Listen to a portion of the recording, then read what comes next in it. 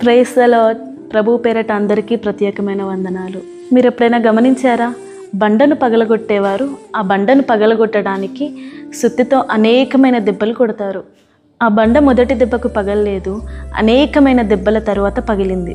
ఉదాహరణకు ఒక బండను పగలగొట్టడానికి 100 దెబ్బలు కొట్టాల్సి వస్తే 99 దెబ్బలు ఆ బండలో పెద్ద మార్పును కనపరచవు. 100వ దెబ్బ మాత్రం ఆ బండను 2గా చీలుస్తుంది. అయితే 99 దెబ్బలు నిష్ప్రయోజనమైనవి అందామా? కానే కాదు. 99 దెబ్బలు కూడా ఆ బండలో కనబడని ఒక మార్పును తీసుకొని వస్తున్నాయి.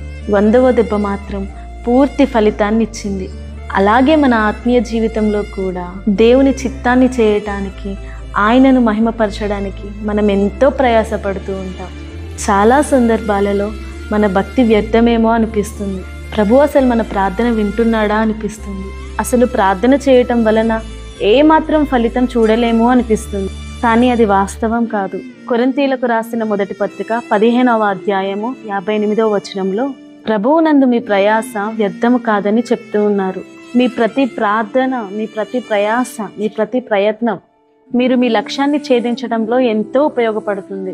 మీ ప్రయత్నం యొక్క ఫలితం ఇవాళ మీకు కనిపించకపోవచ్చు, కానీ ఒకనాటికి మాత్రం దాని ఫలితాన్ని మీరు ఖచ్చితంగా చూస్తారు. కాబట్టి ప్రియ సహోదరి సహోదరులారా, మీ ప్రయాసను బట్టి మీరు గొప్ప ప్రయోజనాన్ని చూడబోతా ఉన్నారు.